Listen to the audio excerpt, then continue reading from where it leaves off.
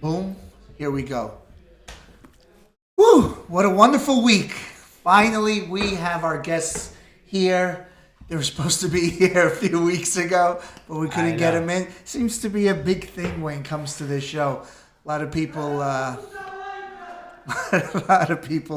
always have to reschedule. But listen, this is the life of MMA, you know?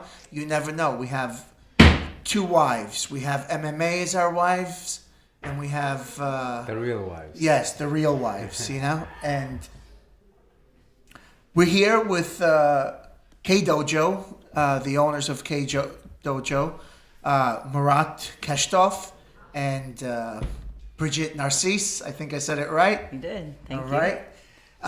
It's a great week for me. The second Black Panther trailer just came out. I loved it. It was great. Oh, okay. But we're going to talk about MMA. First of all, I've known you for some time. We've gotten a little more friendlier as of late, and you're the face that I remember back before I was even in any picture, you know? You were the guy, and you were doing what I'm doing, you know? You've been doing it for a long time, and I don't know your backstory, and that's what we're going to find out. We're going to find out who you are, how you started, how you got into this, what was your goal, was it an accident, was it something you wanted to happen? You know, I want to know about Murat, and then I want to know about how you guys met and how you guys started working together and everything. So let's start off with... Sounds like that's all you. Let's start off with your athletic career, because I've seen videos of you. You're a phenomenal grappler. So let's go. Let's start off right there. I'm in trouble. Yeah. Well, it goes back long. Honestly, since I was a little kid, I've been doing combat sports, whether it's wrestling or sambo or judo or, my core of my background in combats, it's freestyle wrestling. Freestyle wrestling. Freestyle wrestling. Right. This is where I think I did pretty good. It gave me a lot of backbone, in the martial arts. To be honest with you, it gave me athleticism. Because our wrestling, to be honest with you, we dedicate a lot of agility moves, like warm-ups, like cartwheels, flips, and all kind of. So it's not the typical stiff wrestler that you kind of. You was really. I had a good school. I was fortunate, to grow up in that environment, and so freestyle wrestling was my thing. But what brought me to wrestling is actually boxing. Oh. My brother was a boxer, so he actually used to train me. He used to hold mitts for me. He used to, we used to spar with my friends and neighbors, just like all of us in Caucasus, Yeah. But I wish I could go back with the knowledge of what I have now and beat up on all my friends. I know. So the boxing was the whole thing, for me. I didn't know anything else. That was like my major love to combat before the wrestling. And I was waiting for me to be able to be old enough, actually, to join my brother's gym. Right. And the school closes down. Oh my. I'm coming from a small town, so when it's one school, you don't have opportunities. There are other school you can go to. What town is that? It's if I say in my native language, it's very Hawundwe. It's called. It's in Caucasus, North Caucasus Mountains. Very like a small village in a valley of two big mountains. You know what I mean? It's like about like 10,000 population maybe. Really? Yeah. Wow. Between 5 and 10. Back then this is 20 years ago when I left.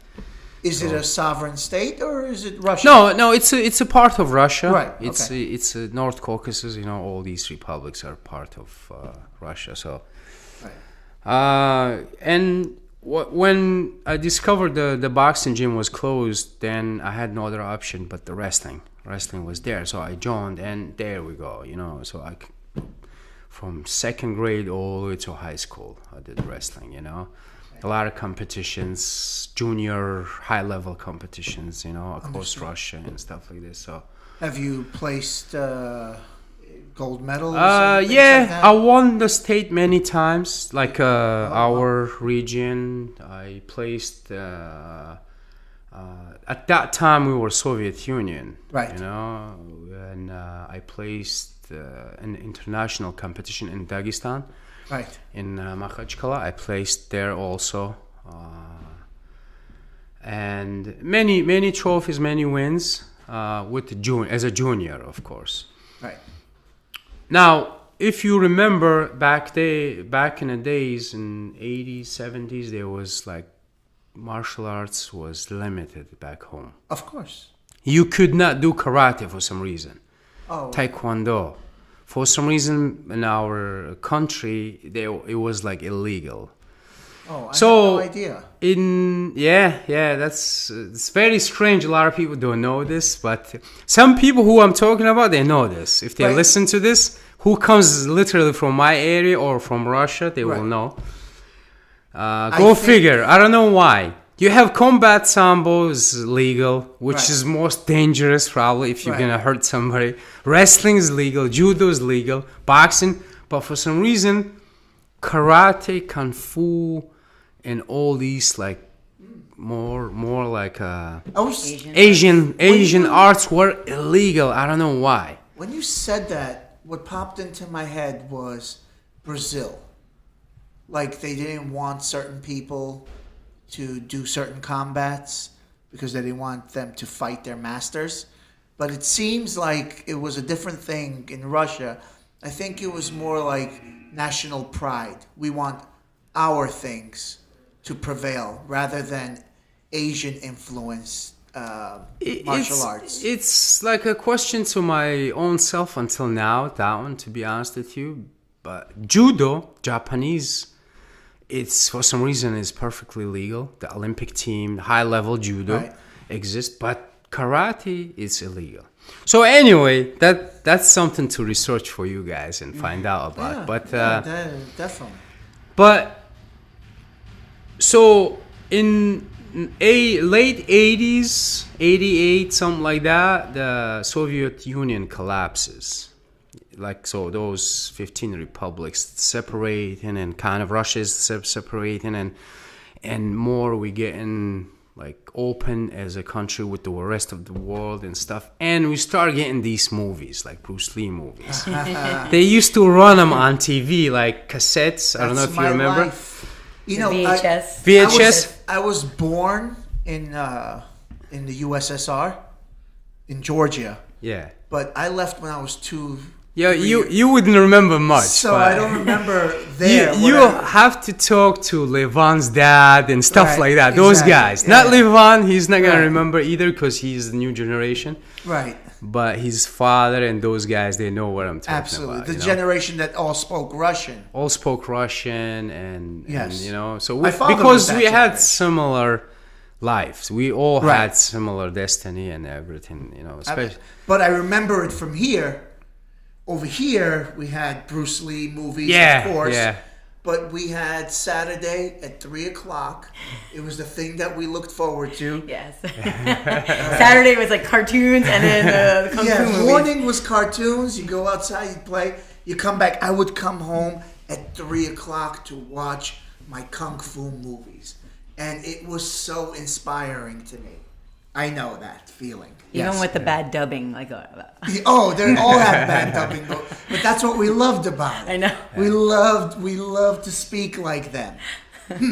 Yeah, I remember until this day, Enter the Dragon came to, late Soviet Union days. That was like, we could not sleep. We were like fighting each other on the street, you know. So something that kind of motivated all of us, and we got into martial arts more than just the wrestling or boxing, you know, kind of more.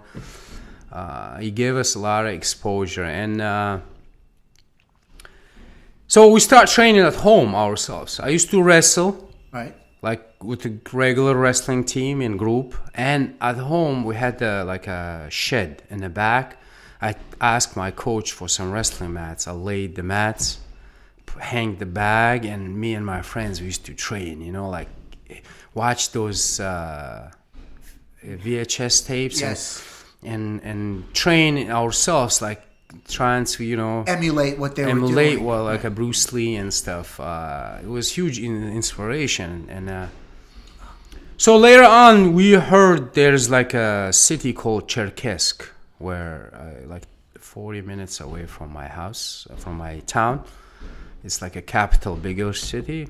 They say this team is coming to town, like a martial arts team, to do demo, you know. And so, and they say they're gonna make a team, and whoever like tryouts, who does good, they can take, they will take him. So me and a bunch of my friends, we went, and it was Taekwondo team, like from Korea. They were doing demos, like breaking the boards and stuff like that, you know, like all kind of great, very dynamic, flashy techniques, you know, and we were like, wow.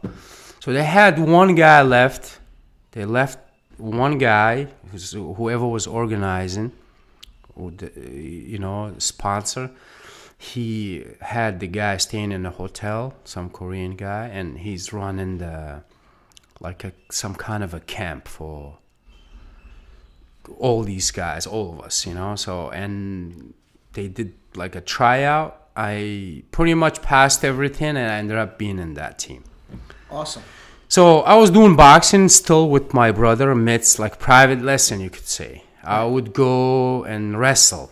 Then I would do this thing. So it was like pretty much MMA. If you think back then, there was no MMA, you know. That's exactly what I was thinking. You're really like doing MMA. So a lot of people asking, how can you wrestle and kick at the same time? You know, it's like usually the wrestlers, they don't kick, and that's why I have all this, you know. They don't kick, but wrestlers can do anything. Yeah. When you put your body and your mind, you know, when you're a high level wrestler, I mean, you have to go through so much stuff. There's nothing you can't do.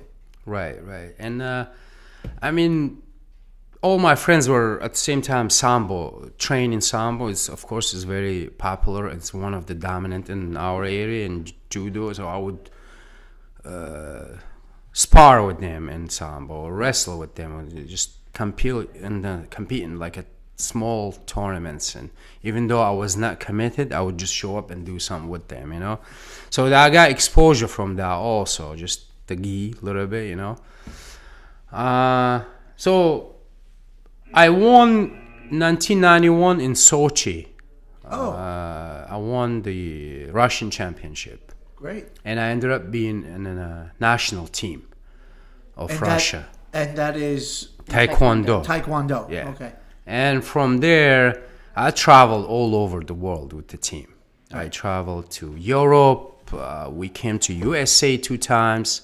Wow. With then, you name it, we've been everywhere. Quite a pedigree. Yeah. Look. I had no idea. Wow. But again, how can I say, pretty much I had exposure to all full MMA. Like if I would fight in the street, I would be able to do everything, you know. Like if I have to punch, or you have to kick, or I have to grapple, I had you knew the science of boxing, right? The science of kicking, right? You knew science of grappling. Right. You're a complete MMA fighter, right? But you just didn't have a label for you then. Yes, and you even knew how to control someone with a gi. Yes. So you're all over the board. Right. You were the real deal. Yeah. Well, I don't know if I was the real deal, but You were. back then there was You should have competed in the UFC. UFC existed, to be honest with you, but I feel like I wasn't fortunate because of the timing. It wasn't too good for me because You were not active anymore? no, basically? back then there was UFC not that I like and I'm used to. I like that competition, that technique, that structure, organized, whether it's Right. judo or sambo or weight class, rules, everything is so professional. Right. Back then there was UFC that Hair eye pulling. gouging, hair. I wasn't too, Right. too... It was barbaric. It was more... yeah, savage, barbarian but or- not that savage. Yeah, we all savages, but I wasn't fan. It's just I wasn't fan. Okay. So I missed that period when the timing later on.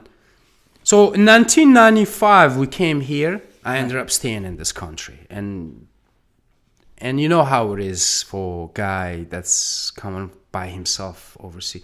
I decided to stay, Right. So the team goes back. I ended up staying here, and I find some friends, some relatives, distant relatives and stuff, and trying to make it happen here. And So it was an effort on your part. it was not easy. So Oh, I'm sure.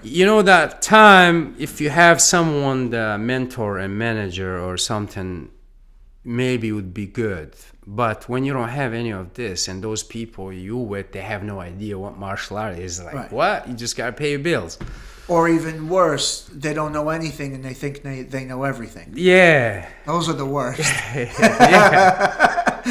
So I had to work. I lost like good, I don't know, 95 to like 4 or 5 years just working, busting my ass, and can I say that? Yeah. You can curse as much as you want. On the gas station. I used to work double shift, pumping gas, and how are you gonna go and work somewhere, understand. But in my head, it's like, where can I train, where can I... It was still, you wanted it. I wanted, I was like, I have to get to some level financially so I can do this, And where were you when you came? New Jersey. New Jersey? New Jersey. You started off your American life in Jersey. In Jersey, because I knew some guys there, Okay. I ended up coming there.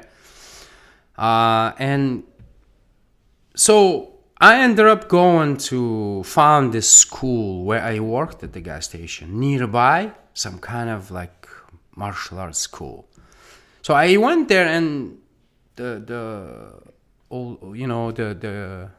the man who used to operate the school, he's like, listen, your level is more competition level and stuff, and why don't you teach? So I ended up teaching there part-time kind of, Right.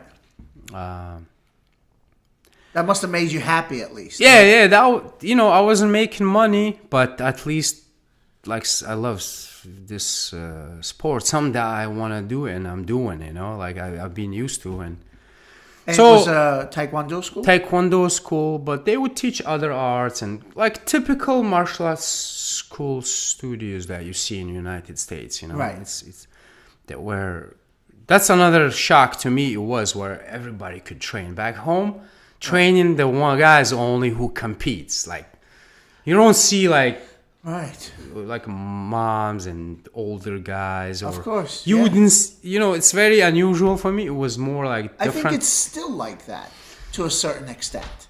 Well, yeah, now... At least in Georgia it is. Now our own school is like that. It opened a lot of eyes for me. Like kind of to see, oh, wait a minute, it doesn't have to be just guys who can kick and punch. Right. Everybody who loves this can have a chance to train, so it's different. So what happened eventually, this man told me, there's a guy in Cedar Grove in town, New Jersey, selling his Taekwondo school. Why don't you take over? So so I ended up buying that thing with some other guy. We put whatever last money we had Right. together, ended up purchasing the school, and Went into this business was for 97, and they already had the students. Oh, so know? good. So you didn't Like have to start from scratch. Yeah, there was like a small school and about 30, 40 students already there, and so my coaching career took off from there. That was it. Kind of, and then I would do part-time some other place, and slowly ended up. Then And what did you call that place? it was Eagle Martial Arts. Eagle? No, the school itself was Eagle Martial Arts. Okay. So we ended up keeping the name Okay. Eagle, whatever the name, and we just ran with it for a while, But later on, what happened was I had to make a family.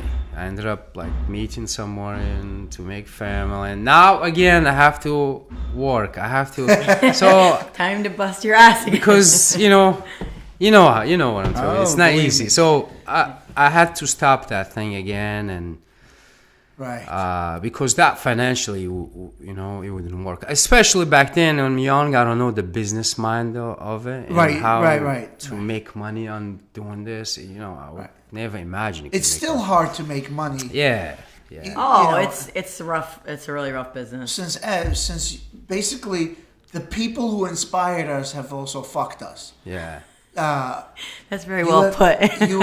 UFC opens up all these gyms, and now they're stealing thousands of members that would have potentially gone to our gyms. And out of these thousands of members, some of them would have been great competitors. But now they're going onto the system that UFC created, and they're not even trying to make fighters out of there. Right. And basically they're monopolizing. They really fucked us. Really, they did. Some people are making money from this. And now you have UFC gym, they have like 2,000 members, and we're struggling for a few hundred. Yeah. It's not easy. It's not easy. One did close close to us, so we're kind of happy about that. That they came and went just like so many other MMA gyms. Right. So they're not impervious to the same challenges. I guess they're franchises. So They are franchises, but it's sort of like okay, one closed down, there's 1,000 more. I know. You know what I mean? But go on. Sorry, it's just this pisses me off. Well, I mean, that's pretty much. And then I had the break. So later on, when I had to go back and hunting for money and work somewhere, and of course, and save, and so I ended up getting married and weddings and kids. I so understand. then I had finally opportunity to start like a good school the way I wanted. So I ended up 2007. Launched 2007, huh? Right. So 10 years anniversary. We're about to. We just realized. It's 10 years Like since 2 weeks ago, we realized it's 10 years. You guys are married? No. No. I'm sorry. No, anniversary. No. Okay.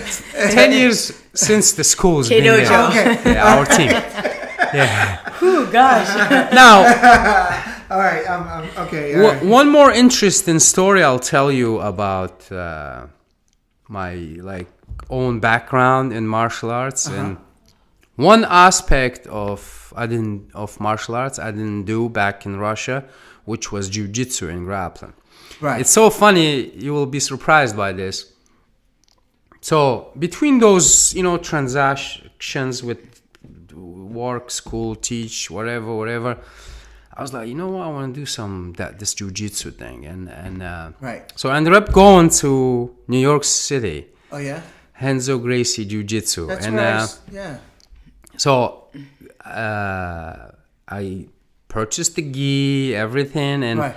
ended up Gregor ended up being my teacher. Oh really? Yes. Yes. Mutant MMA also Yeah. has Gregor Gracie. Yeah. So then I guess he realized, I did a couple of classes with him, then he realized, listen, you got to come to different class. And Right. Mondays and morning, like a purple belt and higher. Yes. No gi. Right. So I ended up going there and grappling live. John Danaher would best. teach some Yes. stuff but mostly sparrings. And what time fights. in your timeline was this? This was when I First came? closed that, stopped that school, and before opened this new school. Like that. So When I used to work. 2001, 2000. Something like Two, that. 2002 to Wow, we were going there Three- at the same time.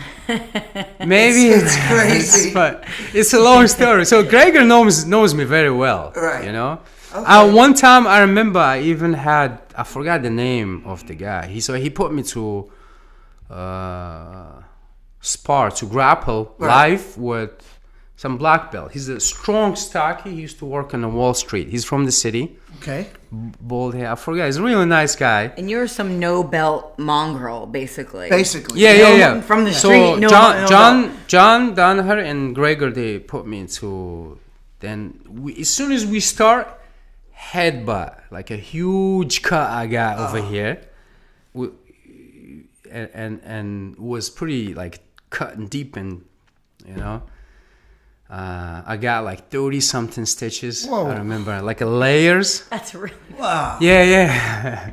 So I had some good stories. So I did some, when I had good freestyle wrestling, It's easier. it's a grappling art. So Yes. it's very easy to read ensemble, of course, and adapt to what it's that. So Absolutely. for me, it was like just to see one training, it was enough, like to see what For you didn't need to learn how to grapple. You just needed to understand the submission game. Yeah, judo. right. though, And judo, judo Yeah. sambo, judo. So it's definitely, of course, I see it. Anyone who comes from wrestling, That's why my kid program here is mostly wrestling. Yeah. I don't even teach them. So many schools don't teach it. MMA schools, they miss that, especially like strictly BJJ schools. There's hardly any wrestling. A lot of people come to us because they're lacking that in their program. Right. And they need it to compete in MMA. You have to have it. You need it, yes. So, just one more last thing is I experienced and competed all kind of disciplines in different sports, like in wrestling. I even did grappling here. Yeah. Like Naga, Grappler's Quest, Yes. and won a couple of belts here or there. Oh, good. But I never done it together. Right. You know what I mean? Like MMA. That's, you don't have to. It's the mind. It's kind of missed, my time, I guess. Right. You missed that whole opportunity to.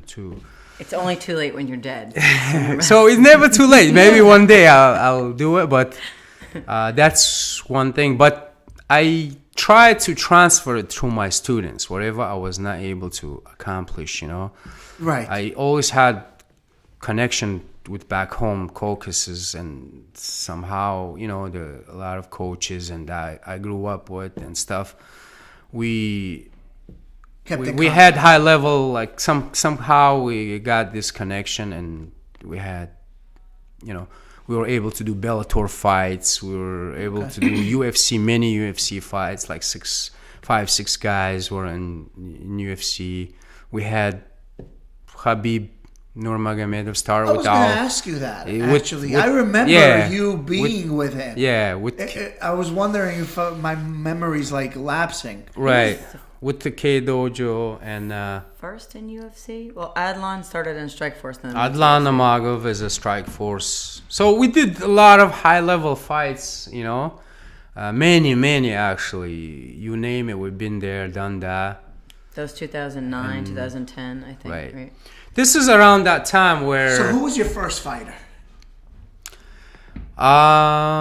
Well, I even In the UFC. in UFC was Khabib. Yes, Khabib was the first fighter. Habib was the first fighter. Now, what And that was happened? his Why first did fight. Khabib not stay with you? Habib. we unfortunately, I don't like to bring the negative and past, especially negativities and stuff into the thing. Minus the negative. Let's just hear the story minus negative. When there's someone asks, I just answer it. That's what it is. It's we had some kind of a conflict with some manager. One was running the team and show, and some kind of like conflict and problems and issues. Okay. So, and I'm talking about financial and taxes and stuff like that. And we just did first Khabib's fight in UFC. He won Kamal Sharu's fight, and we came back. We're together, and we just signed another guy, Azamat Gashimov, in UFC. And you had 3 fights with Khabib, right? No, and we were getting him ready, and this conflict came up, and they were in New Jersey with me in my team. Right. And this conflict is going on, and I'm not sure about the future of the team and the gym. I wasn't sure. Like, wait a minute, this is problem now I have. If we go down, these guys will go down. Right. And they have nothing to do with this conflict, Right. And they have so much opportunity and future. They could be so good. And at that time, I met in Strikeforce, King Mo. Muhammad Lawal. Great guy. Yeah. Great guy. I had his number and everything. Right. And I knew him personally, and until now, we get in touch, I called him. I was like, listen, I have this problem, and I have this fighter. He's really good. He was not known back then. But I said he has potential. Can I send it to West Coast somewhere, like maybe American Kickboxing Academy, or can you hook him up over there? I know this is a good camp, He was fighting right near there. I think the fight was scheduled. And I forgot what was the second fight was about to happen with T-Bow. Yeah, Gleason, like 2 weeks before, I think. Okay. Something like that. And so he's like, let me call you back. Okay. Then he calls Javier Mendez and talks to him. Then he calls back. He's like, send him over, no problem. Well, they will receive him. I didn't really discuss the details and pays, and they just accepted him. Right. So that was it. And from there, we just didn't see me and him, we never had the problems. It's just that's what happened. He ended was still with that manager, so he arranged him to go to AKA kind of. I helped him to go outside of the manager doing whatever, and then that's it. He's kind of done. And that's unfortunate. Yeah, that's. But we had many other, great wars and great wins in UFC. We had Albert Tumenov running. Right. 5 fights, 5 wins. Andrew Sanchez, we literally got him into the Ultimate Fighter. Andrew Sanchez. He won the Ultimate Fighter. Right. Now he's the winner of Ultimate Fighter. He was one of the smallest guys there. He wasn't cutting weight. Really intelligent guy. Kept it together. Didn't freak out on the show like most guys do. And won the show like under the radar. Yeah. The dark horse, yeah. A lot to do actually with us kind of, especially Brigitte, give me encouragement for him specifically. Like, we were in the office, he has a manager, but we were thinking what would be good for him. We just won the RFA belt. Okay. He came to us with the loss, he was like 5-2. He had like a knockout loss, unfortunate. Okay. And I saw a lot of potential in the kid, and I was like, listen, where was his level at the time when he came to you? His level was pretty high, but I think he wasn't seeing himself. He was more using one style of wrestler. He just grinding and stuff. But I saw he has potential. He could be real good. As a striker, he already have a good grappling. So when he came, we clicked and we start working good, and we won one fight, then another, whatever. He got the belt RFA, and still his manager was telling us, like, they don't call him still for, even though he's. So, and me and Brigitte, we were sitting in the office one day, and she goes, she actually posted first the tryouts on Facebook. I saw it before I talked to her. 205. For 205, it's like anybody who wants to go. Then we're in the office. Then she mentioned, she's like, wait a minute, for Andrew, it makes sense.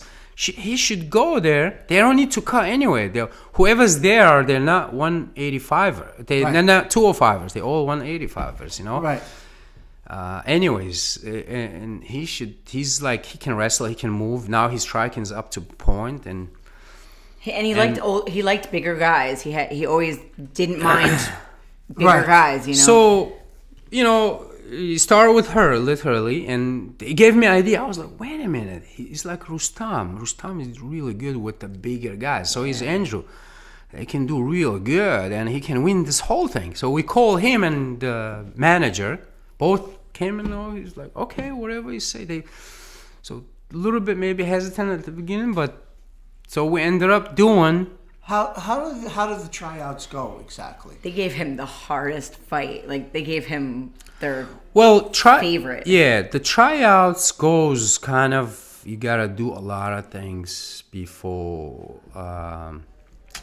You gotta the pre-screening process. It's like interview. You gotta grapple. You gotta hit the mitts. Who holds the mitts? Whoever. You have to bring your own mitt holder? Your own mitt holder, exactly. Okay. All right. But so anyway, he passes all this. Interviews. And so they select, I forgot how many, 18 fighters. And the first guy, I was able to go. Your own coach can come. So the little clippets that we see is pretty much it, because Frankie Edgar wasn't chosen. So many great fighters were not chosen for the Ultimate Fighter. Just to the pre-screening. They gotta get past that pre-screening process. It helps if you're a good grappler, though, because they do live grappling, right? Yeah. You can't do sparring because that would be like a fight. It would have to be commissioned. But Frankie's a great grappler. I don't know. I don't know what they look at it. Maybe if they're in a good mood that day. That was a long time ago, right? Yeah. It's they look at the record. So Andrew had good resume. That's another good point. He gave us the idea. Right. Wait a minute, he's an RFA champion now. They will look at him more than the other guy. And we greased the skids. Already have the belt, you know? Right, that makes a big difference. Yeah, yes. So they gave him a lot of leadway, you know, like to go through the whole thing. And plus, we sent like some emails to... We did some highlight videos and stuff. We greased the skids a little bit before. He's like, listen, matchmaker, we knew them already, and we watch this guy. This guy, keep buying. He's like a prospect, and this guy, you know, and they. Right, you know, sometimes I don't know because there's so many great fighters out there. But you have to pass this interview. They put you on camera, and you have to do a little blurb to get that personality. But I feel like they choose knuckleheads. They're more interesting, more fun to watch. They're not interesting. They're exciting. Anything that'll sell on TV, right? But that's a shame. That's the hard part to get across to a lot of our guys, especially the guys from other countries, especially Russia, because they're stoic and they're very like more to themselves. Right. They don't want to put it out there. They just want to fight.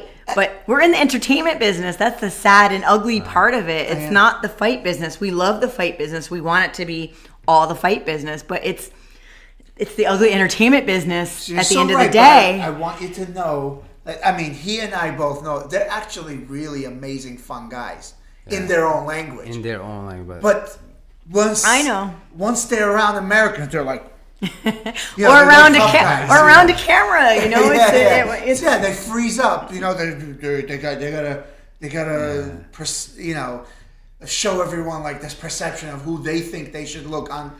In reality, they are different. They got sense of humor. They got funny. They're talented. So funny, But again, this culture that we come from, the background, don't embarrass your older brother or your mom. Right? Yeah, that's the cultural mentality is like officially you can't really do certain things. So kind of I think bragging's not good. They couldn't pull like a Conor McGregor, and you know that's a far. Well, I see although I see this changing, I see Khabib. the trash talking is becoming more popular even over there. Yeah, some of them are doing it, so that's good. Yeah, you know what? I don't even know if Khabib is trash. I think he sincerely means everything he says. Oh no, he does. It's true. You know, that's what I get from him. It's just because he has an accent and he goes, "This is number one bullshit." It sounds funny to us. But he puts it out there, and that's great. And a lot of them don't put it out there, and that's the problem. He made himself stay relevant through those years where he was injured and not fighting. So that's amazing. That's a lesson right there. Yeah. I mean, he's a tough competitor. He is one of the best. Though I don't agree with his logic sometimes. You know, you can't fight Conor McGregor. Ferguson's going to fight Conor McGregor. Tell him we can help him with that weight cut, though, by the way. Well, I can help him. He should have realized your influence back then, but he didn't, you know? Whatever. I just think logically, he just doesn't make sense to me sometimes, in a sense where you haven't fought, you come back, you win one fight, almost got knocked out from it, and then you want Conor McGregor because you missed the fight against Ferguson because he couldn't make weight. It just logically doesn't make sense. Do I want to see that fight? Yes, I do. I want to see it in Russia, like they're talking. But I don't want to see it over Ferguson fighting Conor McGregor. The man fought for it. He deserves it. But by him throwing his name into the hat and still beating the drum, he's staying relevant. And we're talking about him right now. So that's something. Even though he's not fighting, we're still talking about him. So that's a good thing. I think it's ego on his part where he feels that he's gone through so many people. I mean, he has embarrassed professional fighters. He really has. But he didn't embarrass. With Michael Johnson looked like completely different level. You know what I mean? Yeah, but he didn't embarrass. Dos Anjos. He beat him, but he didn't embarrass him. Mm-hmm. So I want to see him fight some guys like Dos Anjos, some really high-level guys. I would like to see the Ferguson fight. I want to see Ferguson, yes. Will he take Ferguson down? Yes, he will. Will he be able to control him? But again, is it Conor right now? Is he gonna fight? Is he not gonna fight? So then UFC might have to look other options, right? If he's gonna do boxing to make money, which I understand, you know, they might have to have him, whether you like it or not, him and Tony Ferguson. Who knows? You mean Khabib? I want to see that. If Conor is not, that I want to see. Yeah, if Conor is not available. With Tony, I'm talking about. Yeah, you know? But from what Dana White is saying, he's saying that Conor wants to fight before the year is over.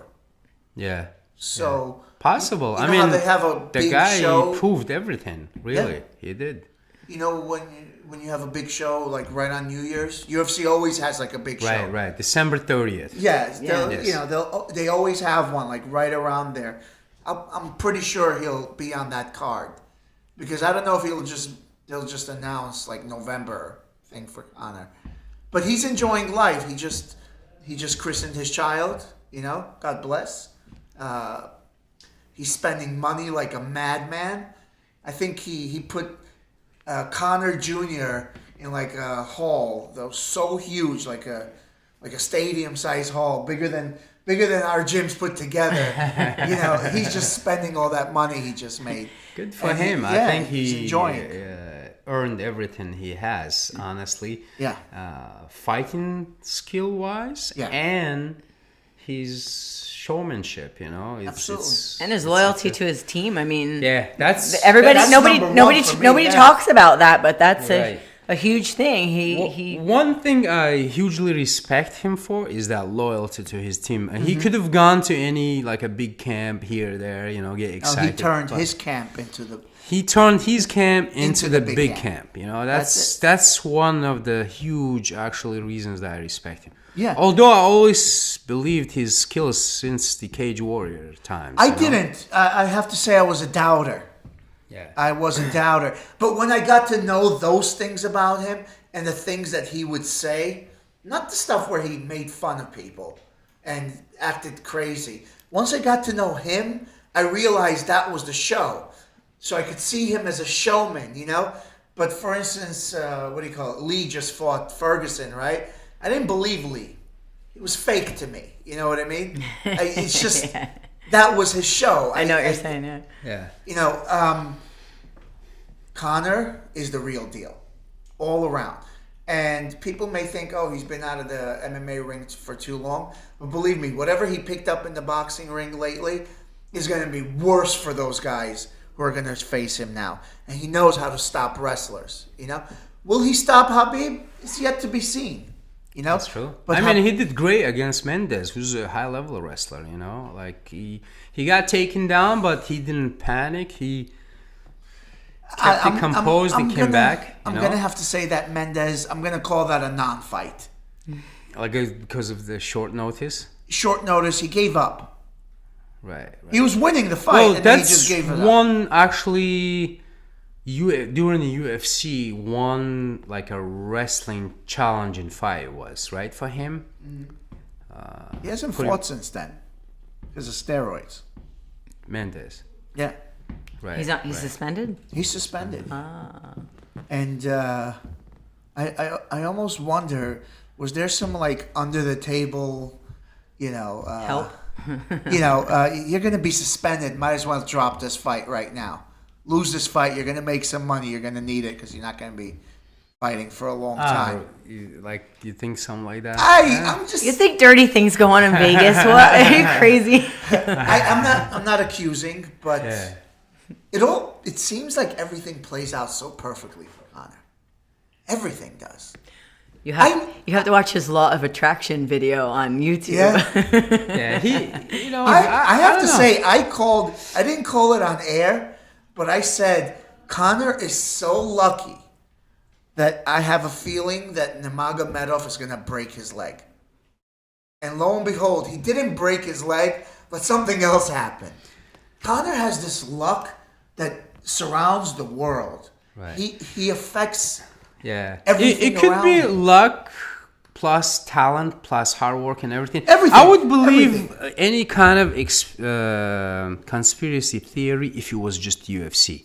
But he did the same thing in Cage Warrior promotion. He won 2 belts in 2 different weight classes. I personally know the promotion. I had fighters fighting there, you know, and I know the guys who beat and stuff. So, I mean, he has a skill. He has a talent. You know, he definitely There's has a reason that he's there. You know how he calls himself Mystic Mac and stuff? Okay. So Google on YouTube. Okay. Conor McGregor, the Law of Attraction, and it gets inside his head of what he believes and what he does as far as mental preparation. Right. And it's really cool because he's like, I visualize myself. I'm driving around this junky car at the time when I was a broke fighter, just like so many of us.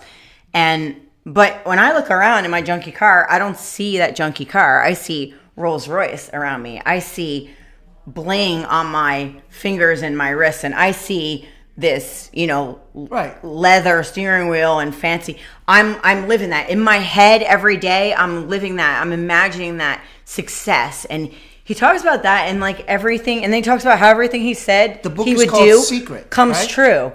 It's not just a YouTube video. No, I know, but I'm saying what he follows is a book called The Secret. I don't even know. Is that what he does? That's what it is. Is that about that law of attraction? Yeah, so he talks about that. Basically, if you imagine yourself defeated, you're defeated. You're defeated. If you imagine yourself winning at everything, you win. It's not like magic. It's just retraining your mind. For instance, we've lived our lives, right? You've been angry. You've been happy, right? You ever had one of those days where you're just angry over something and everything seems to go wrong?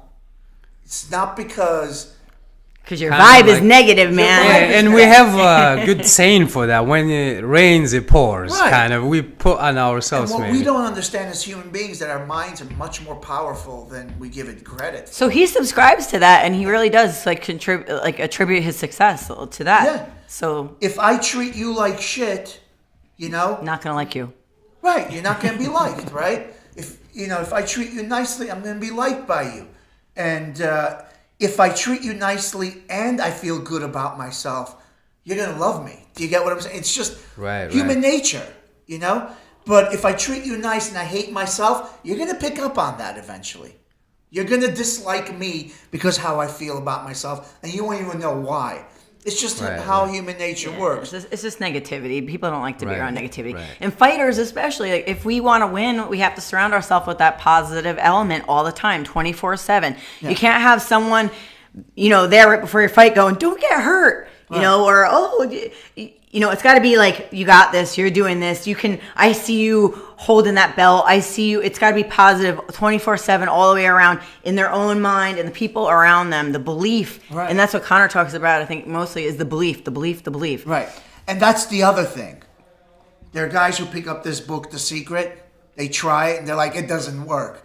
They don't believe. You have to believe. That's right. It's all about belief. Yeah, you can't fake it. You can try to retrain your mind, like you said. Right. But you can't. I don't want to upset anyone who's religious, but those who believe in their faith have faith-like experiences, and the guys who don't have it. Oh, that's true. It'll never happen to you if you don't believe. Right. It can't ever happen to you. So people are always trying to prove the existence of religion through things that happen to them, but they all kind of almost made it happen to them, not realizing, So there's really no sense. But how I simplify it is the mind.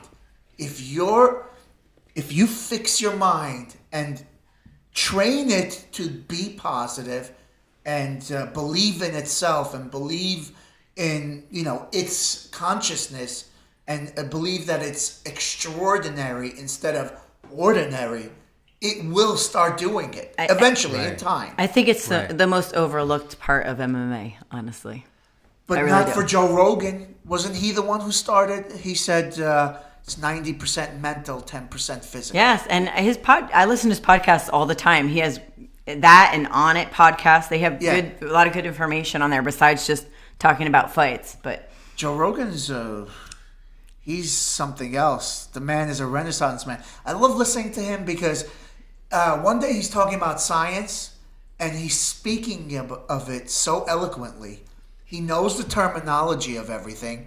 Right. And then the next day he's talking about totally different something. Psychedelic drugs. Or psychedelic drugs. Or hunting and cooking elk. And he knows, like, he almost sounds like an expert, And then he'll school everybody. Because he's kind of a dork like that. He gets into his subjects and he finds out everything there is to know. He has wonderful nutritionists and stuff on there too. Awesome, which is how I became a junkie of listening to his stuff. He's my inspiration to why I started this show. It's not because I've had an FBI agent on, I want to have so many different people on, like UFO people.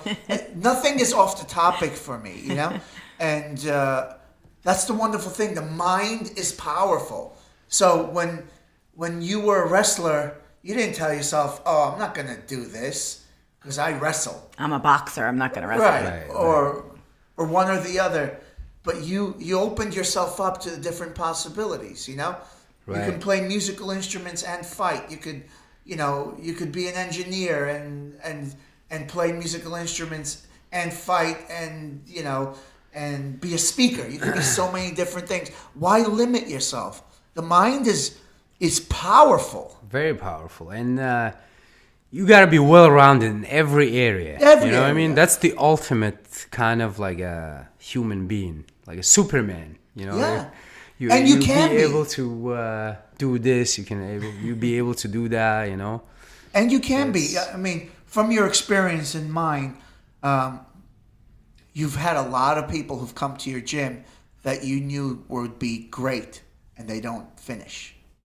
Yeah, that's because of the mind. Yeah. I always say this. Let me tell you something. Like, sometimes some of my guys get to UFC and they're like, either they train with them or they actually go fight in UFC, and it's like, I thought it was harder than this, like this imaginary, like a crazy super machine killers, and No, they are there because they're mentally strong, being able, Right. not just the physical skill they have, you know? Right. They were able to put up with the stuff that you were not able, like eating this, sleeping in the car, whatever the shady manager or promoter tricked you, you didn't disappoint and run away. You kept until you got there. That's why they are there. And they're just like athletes, fighters, human beings, just like you are. Right. Doesn't make any difference. But they're mentally, they don't give up. You know, that's what a lot of fighters, especially the talented ones, not hard working ones, they're like, oh, I beat that guy in that tournament. I beat this guy. Yeah, but that doesn't mean anything. You might not be able to beat him in the UFC because he feels comfortable on that stage, and you don't. So, going back to our conversation, like 95%, I'll probably say, is the mental. You have to be strong mentally, you know. Yeah. You have to put up with a lot of stuff, negativity. Yeah. Especially like trials and tribulations. Yeah. Especially there's no money in this. In the small shows, you fight for a penny. Sometimes you don't even get anything paid. You gotta be able to do all those if you wanna be there. Yeah, and if you're strong mentally, eventually you will be there. The first time a fight doesn't go your way, the doubt demon starts to get into your head, and then it's how you're gonna come back after a loss. Like they always say that, and it's so true. It's I've seen it happen. That belief, you have to have that belief that you're better than that, and you're gonna do better, and that's behind you. You know, I had a guy go to the UFC. We all know who I'm talking about, and he got sick. He won his first fight, but then he got sick. He caught mono, and then from mono he got hyperthyroid, and he still fought, but he couldn't get himself, healthy. And then once he already left the UFC because he was 1-1-1, he was mentally defeated.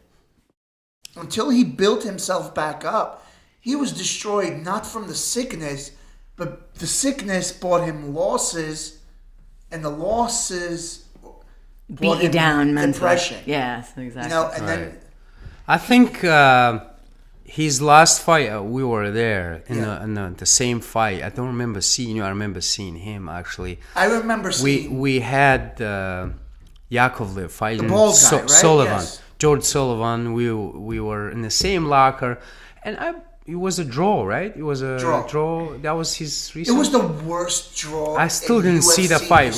We were just in the lockers. It was the worst draw in UFC history. So the guy didn't even touch Levon's face. Levon was the only one punching. The guy just kept trying to grapple. He couldn't take Levon down. Somewhere in the third round, Levon won both rounds. Somewhere in the third round, Levon woke up, right? He was kicking this guy's ass. He was coming back. He felt comfortable again, The return of Levon was there. And he gets an eye poke on the guy. It was an accident, okay? So, eye poke. Guy says, don't eye poke. I'm gonna take away a point. No problem. Next one was, the guy was getting up off the floor and Levon hit him. It wasn't even in the head. It was on the shoulder. Knee or a kick? Knee. You're not allowed to. Right. Because they play the hand game. Right. So the guy says, he pulls Levon away, takes off a point. Never in the history of MMA has anyone gotten a point taken away for two separate mistakes. Oh, so the point was taken away. I didn't even know that. So he ends up with a draw rather than a win. I see. You know what I mean? And it's hard to see. I remember watching that fight. Joe Rogan thought that Levon was losing. Who is the ref? I'm just curious. The guy with the ponytail. You see him in Jersey a lot. Oh, okay. Short guy. New Jersey commissioner. Yeah. And Gasper Oliver? The short. I don't know. I forgot his name. name. I'm not sure. We shouldn't name names. We don't know who it is. Bad call on his part. And he's a great ref. Just a really bad call. Yeah. And for some reason, I know what was mentally going on with Levon. He didn't wake up till the third round. So he didn't feel like himself. And though no tape could even show this guy do one thing. Like, you know how when they replay at the end of the fights, Levon did this, and the highlights, exciting part of the fight. They couldn't show one thing on him because he didn't even touch Levon. He couldn't take him down. He didn't even like jab him. You know, Right. He couldn't. And for some reason, even Joe Rogan thought that Levon was losing the fight. And that's the thing. When you're in that fight, you gotta look good. How many times have you seen people get punched but look good in the fight? Somehow you dictate the fight You pace. dictate the fight. Like you give some kind of an energy and Yeah. like the body gesture language. You know what I mean? Exactly. And it works. These things. So he lost the fight because of mental stress. Yeah. Though he was physically healed, But it was he mental wasn't- stress. wasn't- So they let him go. And this is why I say UFC destroys more fighters than it builds. Because you know what? There are some guys, like you said, the guys who are doing well is because they're mentally tough. But there are some guys that it wouldn't be such a bad idea. Some of them gets lucky. Yeah. Some of Put him them into somehow the ended up. UFC, and don't ask him to fight number 10 in the world. You know what I mean? Don't ask him to, because nobody else will fight. If you're gonna do it and he does, you should count that as like it never even happened fight. You know, so. You got to try to negotiate that before it happens, if you I know. can, but it depends on the situation. They should see it for themselves. Yeah, They need to build themselves up sometimes, and maybe it didn't work out for this guy. But if you would have built him up, he might have been your next Conor McGregor. You never know. but you know Some what? people need to move along a different way. As a manager That's true. or a coach, you can be asking for that, but Right. then sometimes the fighter will go out even publicly in interviews or say to UFC, like, no, I want to fight number 5. I want to fight number 10 or number 15. And you're like, no, I thought That's we Levon. talked He about this. wanted We that. don't, that's the fighter mentality. We don't want to fight like the biggest and the best. That's like that, gameness. We got that. But at that level, you got to play it a little bit smarter. And sometimes, like, as a coach or a manager, you're trying to guide them, but like they want to do what they want to do too, because they're young and hungry, which is a good thing, was but a our bad thing sometimes. strategy. I don't know. Levon never fought anyone his record match. Everyone he fought was 20 fights when he had 5. He fought always the best guys, and we had no problem. Our first fight was supposed to be.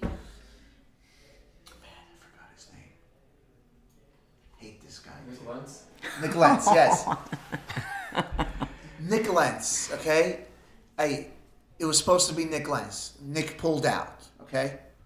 Levon never fought that night. Then he fights in Philippines. That's right? why you don't like him, because he pulled out. And he was rude, and we got into like a little, Some kind of a scaffold. some sort of thing like through social media and publications. I was calling him Buttercup, and because we wanted that fight. Right. We wanted to propel Levon. Right. When he fought in Philippines, he caught mono over there. Philippines UFC when they run Yes.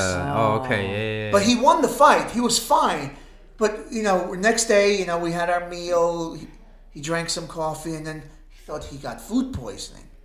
But it was actually mono. We didn't realize it. But Levon had already told the UFC, put me in. Give me Aldo. I don't care. Just put me in. And we're all for that, And when they brought him that Diaz fight, he was sick. And he said, I'll get over this. It must be some sort of, bacteria that I picked up, And he's like, I'll be fine. So he accepts another fight against number 12 in the world.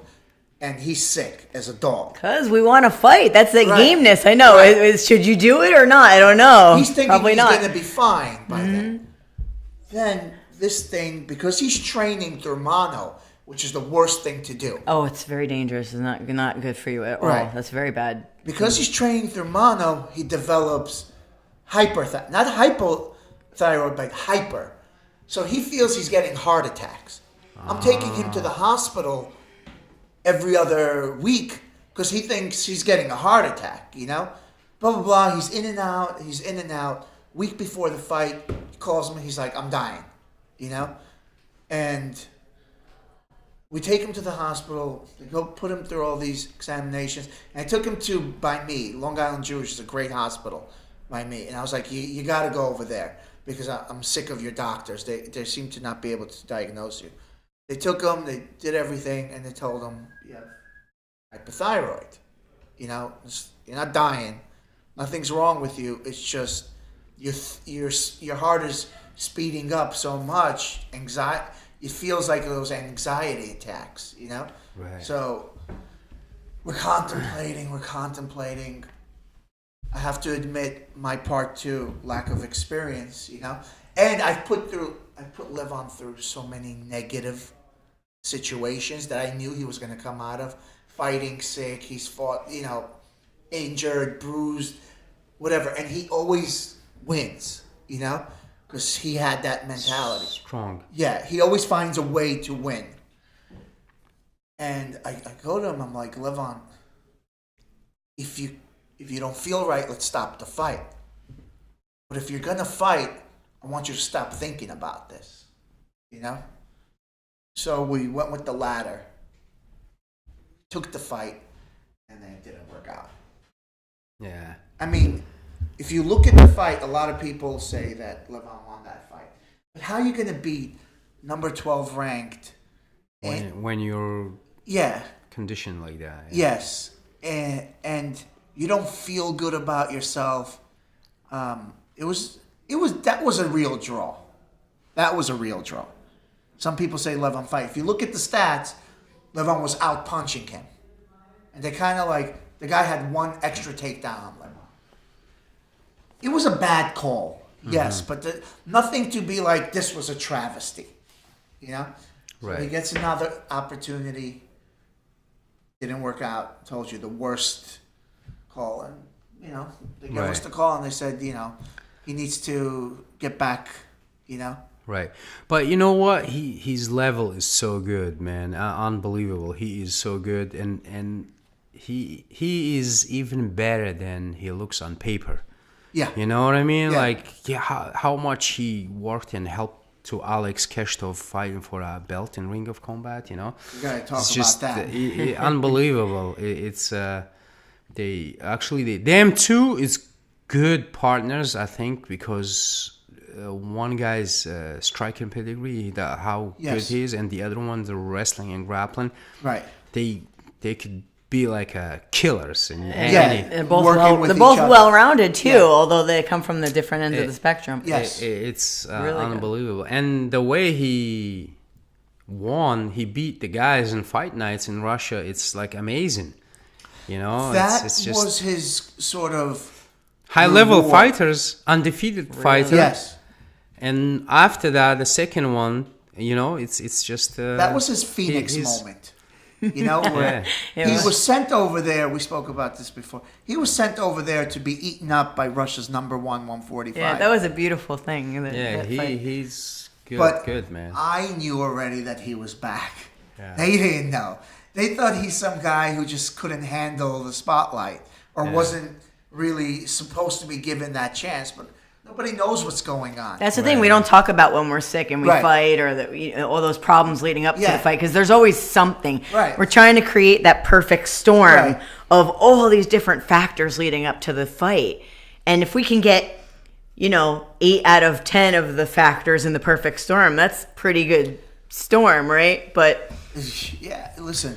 Doesn't always work out. Levon's going to be making in his next fight more money than UFC would have given him in 10 wins. So, Levon's happy, all right? It was meant to be, I guess. That's good. Good for him. He deserves it, you know? Yeah. Nurmagomedov made $54,000 in his last fight. That might be That's why. sad. That could be why he's not so motivated to get back in there right away. Yeah, but Nurmagomedov is from Russia. He's rich from Russian endorsements and Putin and the love he gets from the people and Reebok. He's got the money, Levon didn't. So for him, this is a better situation.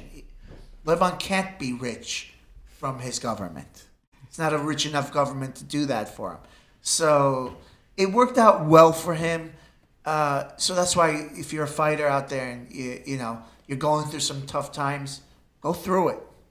It's okay. It's part of the whole thing. 100%, I agree. And never give up, Don't give up. If you're a good fighter, don't give up. If you have no place being there, you should recognize that early. Someone will tell you. True. True. Let's talk about Ring of Combat. Now, Ring of Combat, first of all, is like one of the good promotions. It is.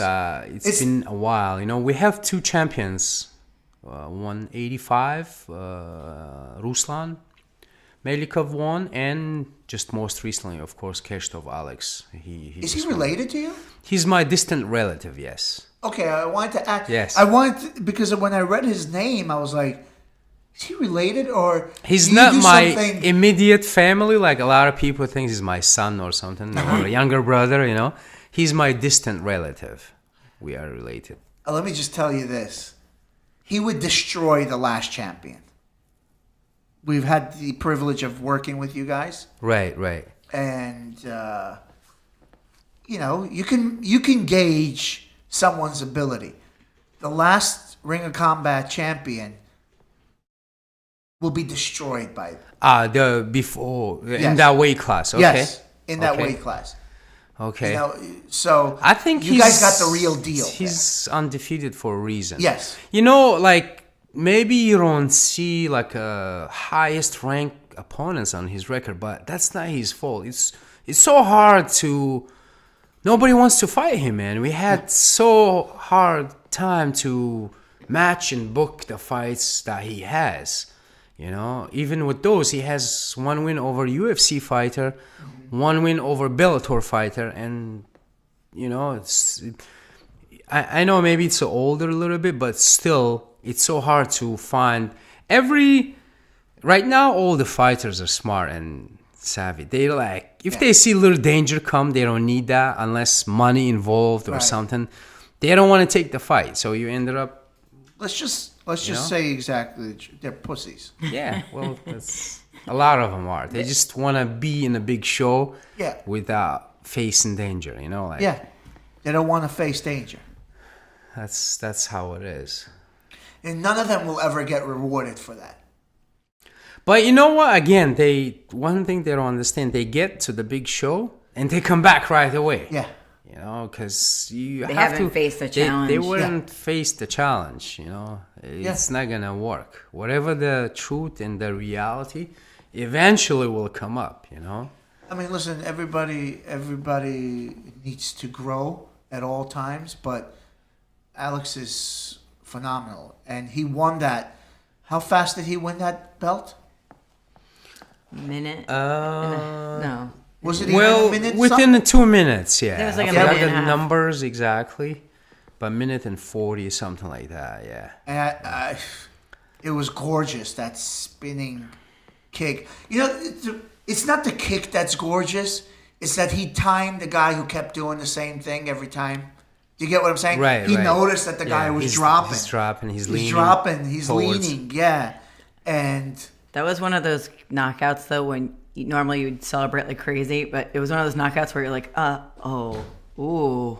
You don't even want to celebrate because you're like, is he okay? That was really devastating. Yeah, we didn't know we were for a long time. To celebrate or to feel sorry for the guy, they took him out on a stretcher, literally. It's it was one of those unfortunate things. Nas pointed out to me, and I never really even noticed. Is this something you have your guys do, or is this something that comes from like the Kafkaz or Russian? When you beat someone like that, your guy went to the corner, got down on his knees, turned his back to him, and just sat there. He didn't boast. Yeah, well, that's he did that, his thing wasn't trained or something that needs to be done. Right. It's just he is respectful like that. He didn't want to celebrate too much either, you know, because of the situation.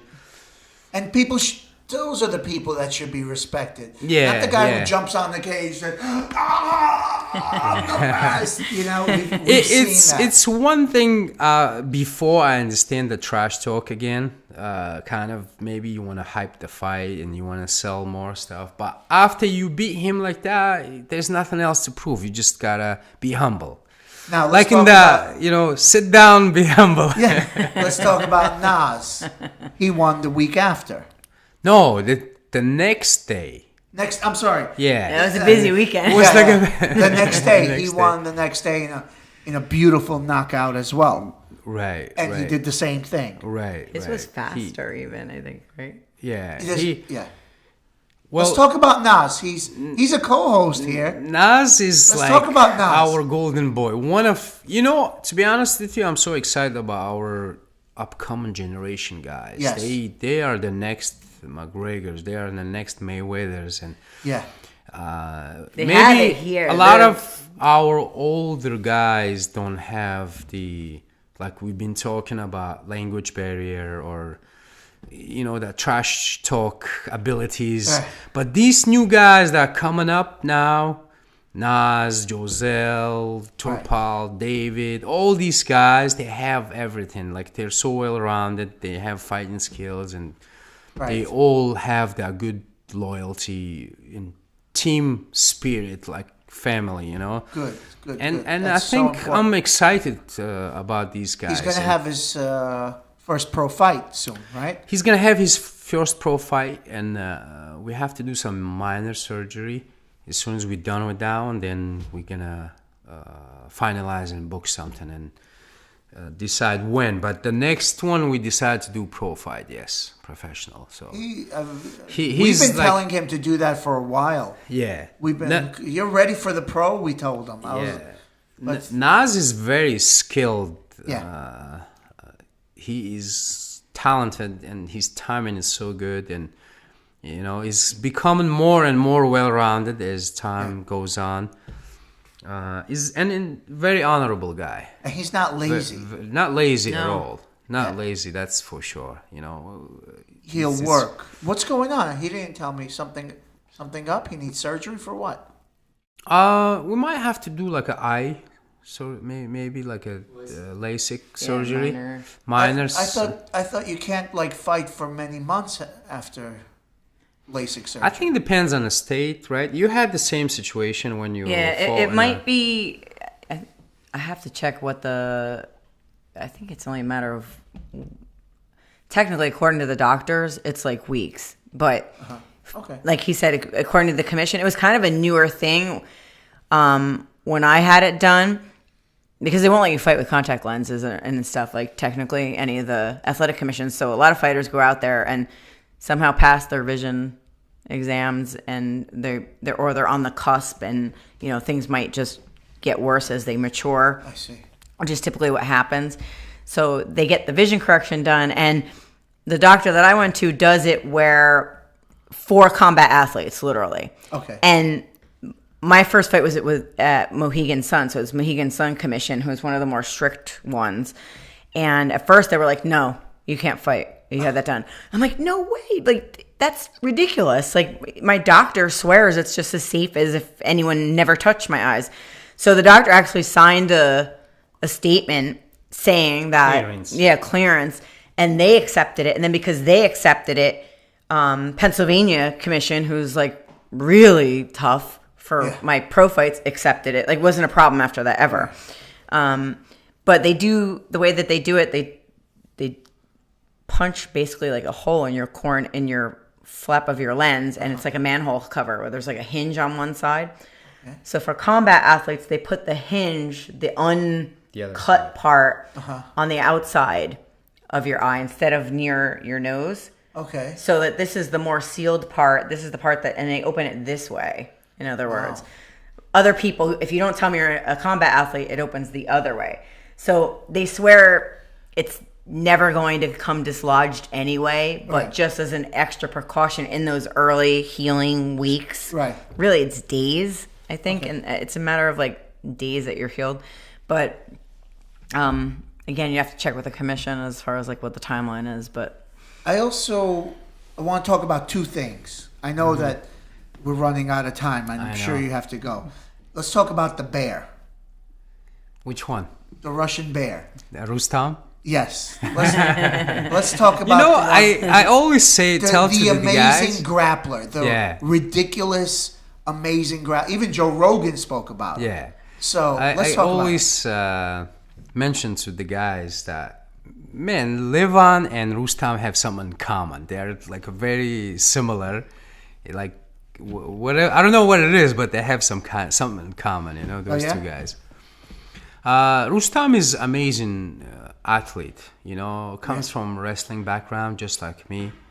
Where he is for a middleweight, light heavyweight guy, is very flexible, very. But one thing, Rustam, if he put like a goal, like we said, as this is his priority, he would be number one in the world. But as high level as he is, this is not his priority, believe it or not. This is, he does it like a, what is his like priority? A part-time job, hobby, or just show up. Priority? His priority is just, he's a guy that regular life. He just got married, family, kids, and work, and he's working a lot. And interesting. But believe it or not, when he had Ultimate Absolute show, when he fought Galvao and Cyborg, and I don't know if you're familiar with that tournament. No. In New York City, look it up. It's like a high-level grappling tournament. Him and Galvao went to the finals. Right. It was a draw. So it was a referee decision. They give it to Galvao. Robbery. It went to a draw. There was no points or anything. And so they extend overtime, after overtime. So they have to give somebody. Again, they're not going to grapple all night, Right. So they give it to the other guy. My opinion, it should have been split. If it's like it should have been even the purse. At worst, it should have been. It was for $10,000, by the way. So it was. Yeah. So going back to. Wow, they should have split the. So the organizers were kind of the judges. I think it's online available. You can watch it. It's Ultimate Absolute. It's called. It's on YouTube. In Pete, there's part 1, part 2, I think, of him. And there's no points. I'm assuming, right? Is there points? There were points, and he beat a lot of high level. It was like ADCC rules. Are you familiar with ADCC? I like ADCC. I like Abu Dhabi rules because you can't just pull guard. You know what? You know what happened in their defense? They didn't spell out in the rules clearly before the fight happened what was going to happen in the event of like a double overtime. They had no idea. So what happened is they're like, your head, because he really did better during the regular period, the first overtime. But they went again to another overtime. Instead of basing it on the cumulative time that they fought, they based it on just the last overtime. So like everything that happened before that, they weren't judging. That didn't count. We're just going to judge it on the performance of the last 10 minutes. Yeah, they were making up rules as they kind of changed it. And we're like, what? You told us it was going to be just a decision based on the entire fight, right? Not on the last overtime period. Yeah. I've had my experiences with the jiu-jitsu system biting the wrestler in the ass. Well, we're the outsiders, the outliers. We're not in that belted, put the gi on before you do anything. Right. We're a little more realistic. We're like, this is MMA, so I don't know. And there's nothing wrong with gi. Gi's like its own game. Right. But if you're going to fight MMA, why are you going to train with something that's not going to be there? It's like, doesn't make sense. Right. You might disagree, but no, I enjoy gi. I like some gi stuff, but for me, I don't see the point. She always been no gi hardcore. Although you are BJJ New Jersey State champion, don't forget that. I am. Won that. I understand gi. Somehow, fine armor. I understand the importance of both. But I know I lean towards no gi, definitely. Yeah. Well, I'm talking about for MMA. For MMA, it's for life, for realistic. Yeah. If someone's wearing a suit, which is the only thing that resembles a gi, believe me, that's not the guy you're going to be fighting. As its own sport, it's a beautiful thing. But as it relates to MMA, I don't want to be grabbing for something that may or may not be there. Right. When he told me to compete in gi and I didn't have any gi experience, he's like, the wrists are still there. The neck is still where it's supposed to be. just grab that. Just grab what you're used to grabbing. Don't worry about the gi. And I didn't. And it was fine. I have to say that I rolled with it was a beginner guy, right? With gi, I got so tired because I haven't rolled gi in such a long time. Just from the pure pushing and pulling. It frustrates me. Yeah. It makes me crazy. Stuck, yeah. I get crazy. I'm like, let go of that. Because once you learn no gi well, you know where to rest. It's like all hip movement and flowing. And with the gi, it's not so much flowing. Right. That's why it's a lot of it's locked positions. Not too much movement. Looking for opening a lot of times, opportunity. I mean, listen, the second question I wanted to ask is, how did you guys meet? Let's get that story.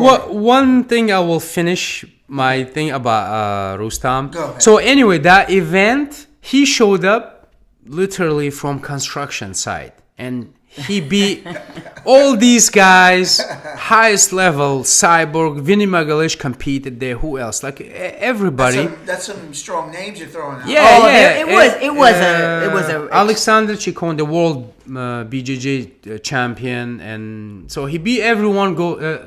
Davey Ramos, he beat. Submitted him. By point, I think it was. And he went in the finals with Andre. So my point is, he wasn't even training for this. He just showed up. I called him like a day or two before. It's like, listen, they have this tournament. It's like $10,000. Okay. And construction close and take off, and if I had him commit a little bit more to training, to competitions, to seminars, and just fall in love into this a little bit more, he would be like unstoppable. For ADCC too. Come on, dude. He doesn't Come train. on, dude. What the hell are you doing? I'm serious. What the hell That's how crazy talent he is. But that guy. Ruslan was, we pulled him off a roof, same thing, 3 days before a fight for Cage Fury. A lot of guys, actually. And he's like, okay. And it was another close decision. I believe it's but if someone's heart is not there, it's not there. Well, that's something that it's hard to change. Everyone has their goals, and right? They see the world different eyes than you see the world sometimes. So, does religion play anything into it? I don't think so. I think for some guys does, but not for everybody. No, for him, I'm saying. For him, no. It's just. He's culture. Very. He wants to, family. He wants the family. White picket fence. It's kind of a homebody, he wants the ordinary life, Well, he could have. Which is. He could have that. Yeah. I mean, the man, all he has to do is train a couple hours in the morning, train a couple hours at night. He could be with his family all the way. He spent like a decade away from his family, pretty much. He was another one who came here by himself, and it's a little unusual story. The solid, being apart he from went that. through a lot of hard times too. Brigitte Narcise. I want to hear it from Brigitte. Let's go. I don't even know what. Move aside, Murat. Let her talk. What could there be to say? How did it happen? Okay, now you guys are bashing moms doing MMA. Let it all happen, because when there's a woman involved, they've taken over. No. That's it. The slightest. Even the new Jedi is a woman, all right? The slightest hint. Taking everything over. If there's any slight hint of that, he beats me down so mercilessly that this is not going to happen. That's the story. You're right. I was just the mom wanting to get in shape. That's how I started in MMA, and I was at the ripe old age of 36. I was an insurance professional, and I threw my back out really bad doing mom stuff, carrying laundry. And I couldn't. I know. You carry heavy things all the time. You lift up one light thing. It's like, ah! Yeah, I was. It was a wake up call, because I'm like, I'm like in my 30s, and I can't go heading towards my 40s like this, like weekend. But I hadn't worked out in like 15 years. I was working, like a maniac, trying to make money, doing the family thing, like he was saying, just trying to make money, get a house, pay for this, pay for that. You get on that rat race, and that's all you see is the rat race, So this was like a wake-up call. So someone put a postcard on my car one day, and I always wanted to do boxing. It's like that little inner something inside you, always wanted to do this and never got the chance, or never went with, the way, I don't know, you should follow your passion, I guess is what I'm trying to say. I never did it. Anyway, I was too involved with the rat race. So one day now, 15 years later, I get this postcard, like free MMA trial, or not MMA. We didn't even say that word back then. Kickboxing with a girl on it. So I walk into the karate school and I'm like, okay, I'll try it. Just because it was right down the street from my house. So they're like, come back tomorrow. Take the class. I take the class. First time I punch something, that's it for me. Game over. Yeah, I'm like, where have you been all my life? I needed this so bad for Stress so relief, long. right? Oh my gosh. It just felt so good. And so he had been coaching there, although he coached the higher level people, and I was a newbie spaz, My dad, he was like, I don't go near those mom things. Soccer mom. I was not a soccer mom, by the way. Sometimes I call her soccer mom. I was not a soccer mom. Yeah, so one thing leads to another generally is what happens, right? So I was always a fan of boxing and those kung fu movies and stuff like that. Like, I had this latent thing, but my father, I wanted to do boxing. My dad used to box when he was like in like high school and stuff. And I was like, I want to do that when I was like a teenager. And he's like, no. You don't want to mess your face up. No. Of course, my father thinks I'm beautiful and don't wreck it. And I don't blame him, because like it's hard for a parent to see sometimes their kids. Yeah, I have two boys, and they're in jiu-jitsu, and I've had them in MMA since they were 4, but not giant tournament fighters. I think for the parents, it's a little bit hard at first. So anyway, this was not cool for women. But at the time, Christy Martin fought Layla Ali, and we're watching that fight, and I was such a fan.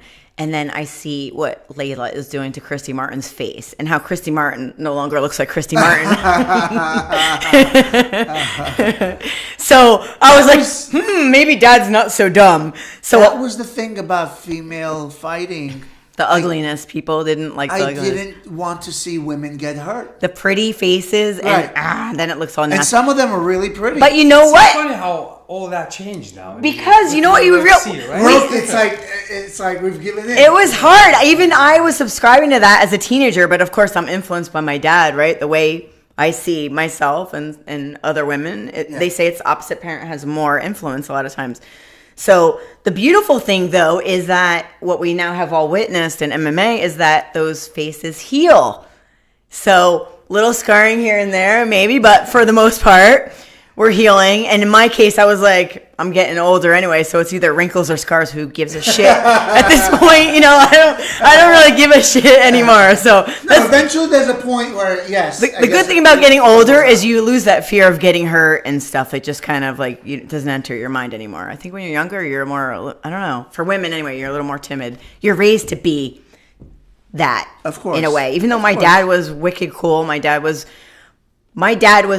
more feminist than my mom ever was. My dad was so pro girl. Right. He was really great. Is still great. But I understand. So I got hooked, and then I trained there for a little while, and I started just falling in love with it and getting way better than those other people. They're there for fitness, and I just feel that thing in me, like I want to. Right. I could be better. I know I could be better. I could be good at this. You start to feel like I could be good at this. Right. And I really want to do it. And they're like, you can do this point scoring karate thing. And I'm like, I don't really think so. Beat someone. And then he puts this bug in my ear about competing. He's like, he was coaching someone else who had a fight at combat at the Capitol. So I was kind of newer to this whole scene. So I went to watch, and it seemed like a good, fun, it's a great show. Yeah, it was a great show. But I didn't know anything. Mind you, like I watched UFC, but I still didn't really. That's also Lou Neglia. Right. He's been running that for years. That's totally, Lou. So I go, and after the fight, he's like, you think there was a couple girls that fought? Actually, one of the girls was Muna Holland, who I ended up becoming really good friends with and training partners with. And it was funny. What's her name again? Muna Holland. She fought for Bellator. Okay. For a while, and then Invicta.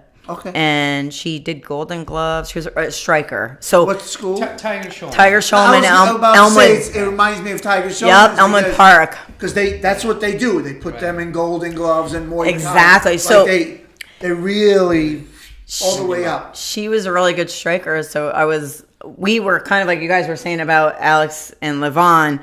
She was a striker. I was a grappler. So it was a good when we got together, it was good. She would like beat me up on the feet, and then I would beat her up on the ground, and we would learn so much from each other. And she's such a wonderful person. But one of the greatest things about MMA is the friendships that you make, and all that like family closeness, even throughout different gyms and stuff like that. Right. So I always love the sport for that. So anyway, he left, and being the were you guys close then already, or no? I didn't really know you that well. No, we just like I was part-time. I was teaching on some place. Some guy asked me, and was just running like his some classes here and there. Okay. I used to work in Morristown doing other thing, and on the way home, okay, it's convenient, I'll stop by and teach. And so that's what she's talking about. So you guys had fate intervened. He started teaching down the street from my house, literally, like I could walk home. And so, and this was the town I grew up in. Like I lived in my hometown, which was Booton at the time. Well, you guys were meant to be, even though you were so in weird. The same vicinity, you guys weren't even. Well, weird thing, because so many times you want to walk into that boxing gym or that, like, I can't tell you. And like this day, I was like, that's it. I'm going and I'm doing this.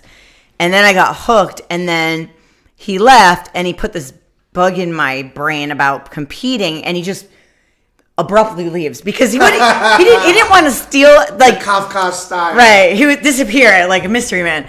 So he was going to start his own school, not anywhere near where this school was. No, you know what it is? I was teaching there with some guy school, and they want to see students. I'm working on opening my school, and if they get close to me, right, and I open the school, I advertise. It's like, it's not integrity thing. I don't want to tell to people so they can follow me, like stealing his students. It wasn't a nice thing, you know? Right, yeah, of course. So I didn't want to advertise where and when, what I did, and of disappeared. Yeah, you're being honorable about the situation. That was the only thing I disappeared. But before that, I told her, she was like naturally athletic, you know, for someone who's doing just like to stay in shape and stuff. She had competition level things. When you experience, you know how it is, right? You've seen it.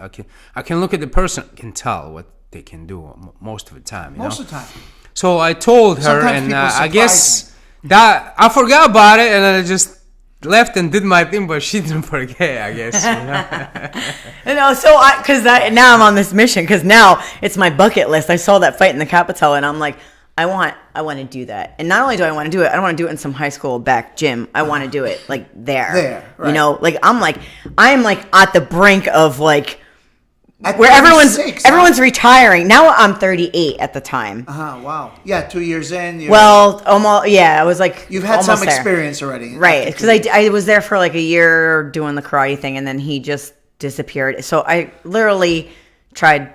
Well, I asked around to the other students, and they're like, I don't know. They're telling me that he went back to Russia, the people that ran the school.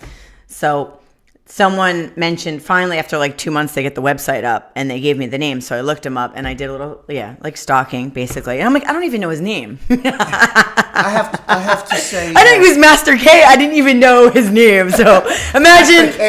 So I'm like, how do I find this guy? Because I know he's the guy that's going to take me there. Like, I know we felt it. These guys don't know what they're doing. Right.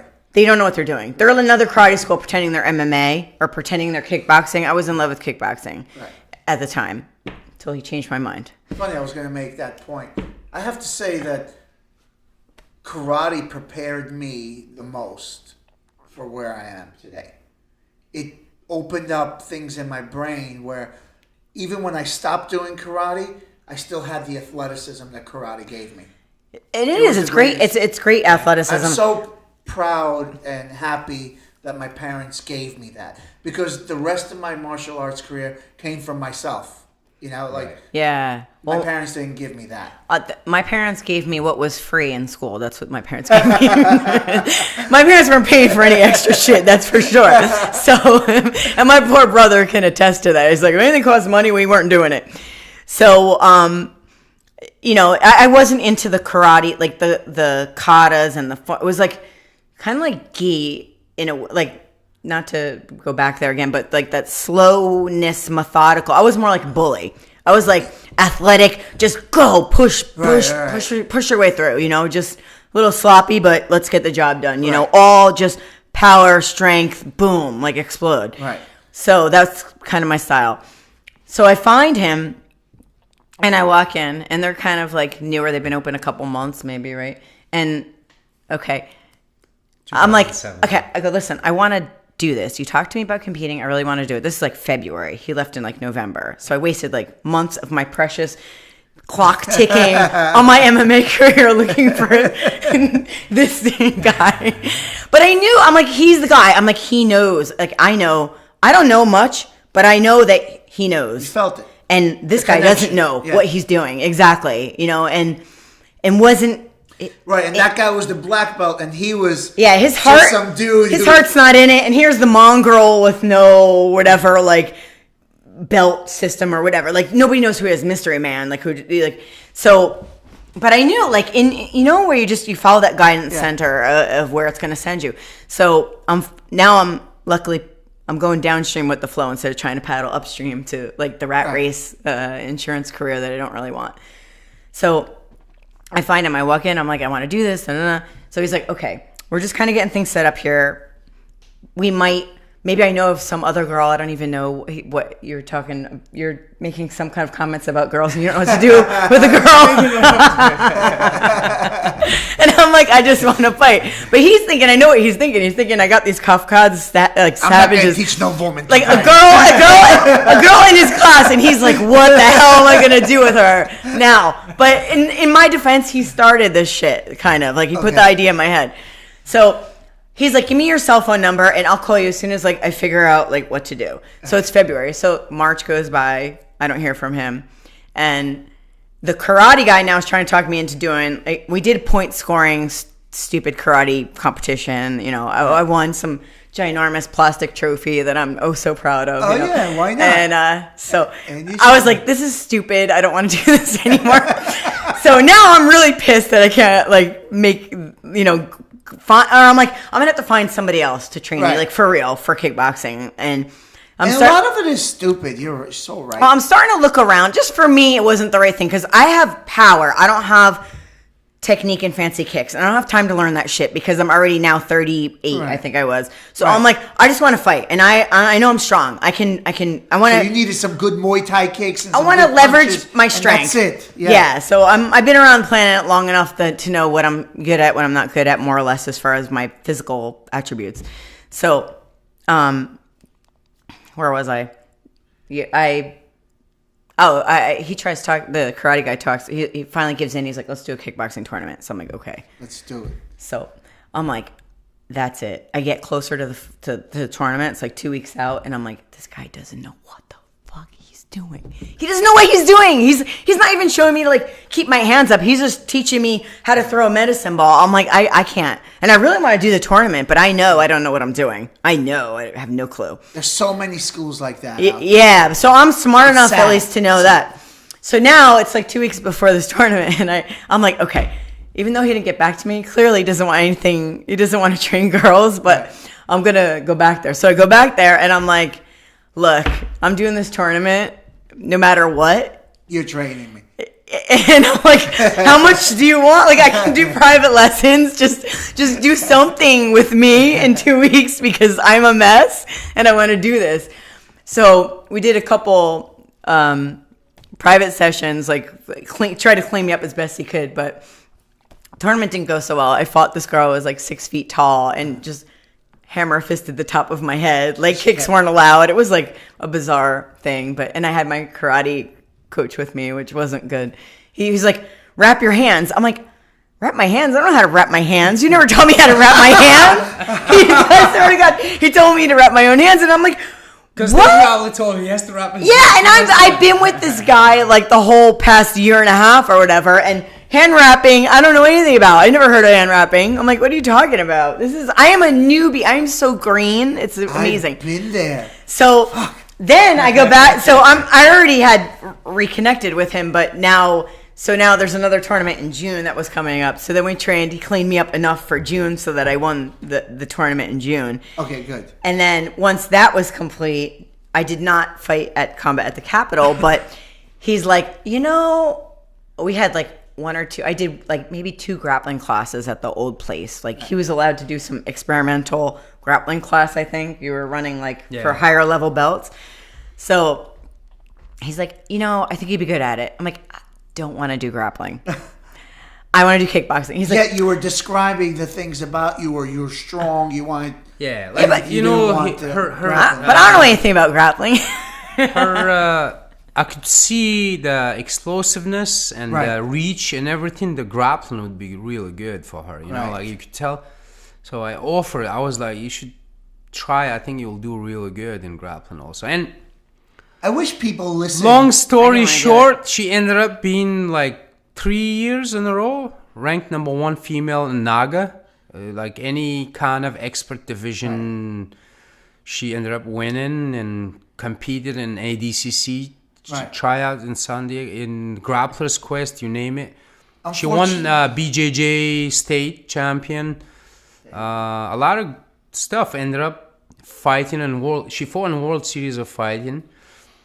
She fought in reality fighting. She fought in what? CES. Like a fight of the night. Yeah, I got fight of the night. I'm talking about pro MMA, like she ended up doing a lot of good damage, good stuff. For being 44 at the time. Awesome. When I had my World Series of Fighting fight, I was like 44 years old. Women, I think, I always say jiu-jitsu is made by men, but best suited for a woman. It's so good for women. It's so empowering. And I was just telling another parent that every yesterday. Female should train, even for self-defense purposes. It's the best for self-defense. Like the things that women can do in jiu-jitsu. Yeah.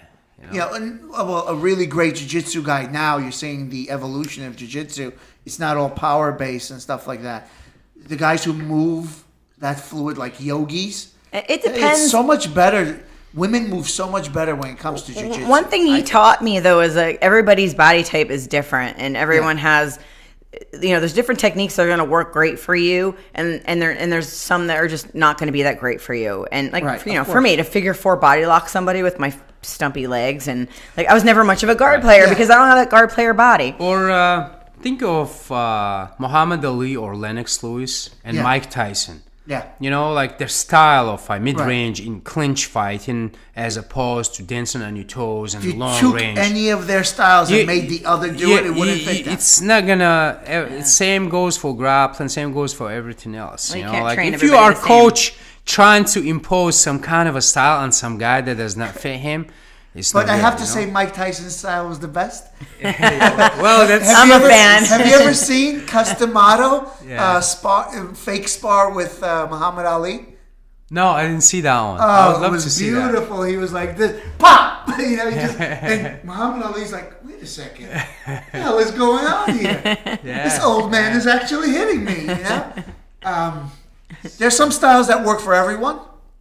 Right. Like there is a lot of guys that can adapt. You know what I mean? They like very, not always the scenario, of course. Like sometimes so lanky, so tall, you can't really expect certain things. Like, or like you said in grappling, you can't have excellent triangles from every angle when you're short, stocky legs. No. You know what I mean? Certain people can't have any triangles. Yeah. And some people can put, they can do like crazy circus contortionist positions. Get their, and those are sneaky armbar people. Like they can get they can literally put their leg behind their head without using their arms to help them. I mean, you don't see Levon today? He was like, "What the hell did he just do?" Yeah, that's when you get caught. Anyone take his back from north and south position? You don't expect. You think that there's a certain limitation to the human body, and it might apply to 80% of your opponents. Right.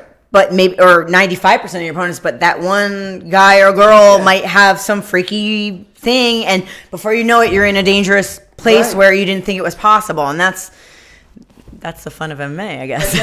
And then how did you get into with Murat? How did you become part of like the fight team? K Dojo. Well, I was on the fight team. Well, as I started fighting, you're talking about? No, or part of the. But now you're part of business partner. Yeah. How did you? When did you make that leap? What was the decision? How did that go? Because now you're in every corner. Now you are, part of the training team, part of the camp. Now, if you remember, in our conversation, you go back a little bit. We had one Khabib is around, and we had financial problem and taxi. That person that was involved and stuff. Yeah. So we're going through this financial problems, and so that person ended up bringing her in as financial support to pay, to contribute as a partner, like to invest for the fight team, to be able fight team to go to the next level and stuff like that. And you know what? To be honest with you, I remember that day until like it's today. She didn't hesitate, to be honest with you. Like, let me think about it. Because we really didn't have much time. Right. We were like some kind of serious trouble, which I didn't know. The guy was handling the money, Okay. Was doing this thing. He almost destroyed everything, this guy. He brainwashed her, literally. Like, like, convinced her, like, to come in as she has to come in to help, and she did not hesitate to support, to help. She's like, you know what, we gotta do what we gotta do. Let's help. We gotta save the team, and she jumped in and saved us. Oh, it's like my home at the time. My family. Financially, to see it end would be like that. Would just normally when everything was falling apart, you find a true friend. She came and she partner. Supported the cause. She saved us, as a team and financially, and so we can continue forward. And from there, we ended up as a partner, business partner. I'm sure there have been other willing people, probably also, but because I had been training under him for a while, and you have, like you're saying with Andrew and you and stuff, like you get that synergy and trust built between like fighter, coach, and stuff. So we felt like we were in a good position rather than bring someone in from the outside. I guess you were thinking, give me that chance. So, Brigitte, I want you to give us a message for women, for mothers, okay, out there, because we gotta stop it because classes are starting and. We're both looking at classes back home. And I want you to, because I always say this, and maybe you can understand. I think that parents are sometimes the biggest enemy to their own children. While they think they're protecting them, they're actually fucking them up even worse. Most likely, yeah, actually. So, no. A lot of times they're the best intentions, but from a powerful, intelligent woman in our scene, what's your message to the mothers out there, to women out there who aren't even mothers? Just, give us a message. What's your thing? What's my thing? My thing is, well, let me just sidetrack for 1 second with the partnership and like being in the corner, and I've expanded my personal self so much, I feel like, in this experience. And I never thought this would happen to me or this path would have been taken. And, like I handle the nutrition for our fight team now. I got certified. I'm continuing my studies in holistic healing also. And by the way, a lot of times, a lot of people don't know yet. She's like been helping all these guys. Every fighter we did, maybe hundreds of these fights, and she did their diet and help weight cut and that's helping a great train. Thing to have. A lot of people don't literally, have I studied literally in China World Series of Fighting, like running around, starting like hands-on, literally helping. also the knowledge of what you can eat, what you cannot eat, and even me, like I'm going by her guidance of dieting and stuff, and I feel good and still can compete and stuff like that in shape. So for years we were doing it kind of under the radar, but that's why usually I go to the fights and help. And also I've spent more time training under him probably than anyone has at all, and watching him coach other people and being in the corner with him and knowing what's expected of me, so that we're kind of a team in the corner. Right. And if there's helps a lot. She helps me a lot. K Dojo has every angle covered. Right. That's the plan is to not just the mark, but the because we're taking it on the road all the time. As well. Right. And we always make weight. And we always fight a good fight. There's certain things I can always count on. That perfect storm, we're going to get so many of those elements lined up as we can before we get into the one that we can't control, and that's the actual fight. But we're going to get you there all the way to the cage door and handle as much as we can, and as many factors that we can get lined up for sure. We're going to do that. Right. So now getting back to the women thing, I would never have thought I would have taken this path. But intuitively, I was doing a lot of these things. And it took a while to kind of recognize, again, like what your strengths are or where your passion is and stuff like that. Don't let someone else tell you what their idea of you should be. Your idea of you might be something different. Maybe you don't even know what your idea of yourself is yet. Like, I'm still discovering that. Right. I didn't have a professional fight till I was 44. And the girl I lost to is in UFC right now. Okay? She's having her third fight, I think, in UFC. And I think she has one loss to Liz Carmouche now, but she was undefeated. Okay? So she's like no joke. But I wouldn't trade that experience or any of the other experiences for anything in the world. It got me to where I am today. And the journey along the way has been amazing. And I can't wait to see where it's going to take me in the future. And I feel like we're in this really good positive place right now where the sky is the limit.